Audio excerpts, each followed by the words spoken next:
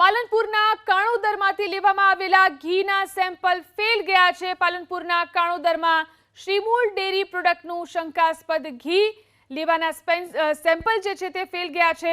શ્રીમૂળ dairy પ્રોડક્ટમાંથી 2023માં 2 sample લેવામાં આવ્યા હતા જે ફેલ ગયા છે।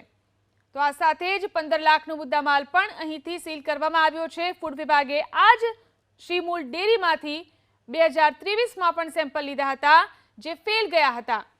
2023માં પણ 238 ડબ્બા સહિત 15 લાખનો મુદ્દામાલ જપ્ત કરવામાં આવ્યો હતો। તો 2 દિવસ પહેલા પણ ફૂડ વિભાગે આ જ શ્રીમૂળ ડેરીમાંથી ઘીના 6 સેમ્પલ લીધા। આ વિશે વધુ જાણકારી મેળવી અમારા સંવાદદાતા રતન ફોન લાઈનથી જોડાયા છે। જી રતન, 2023માં જ્યારે નમૂના ફેલ ગયા હતા ત્યારે શું કાર્યવાહી થઈ હતી?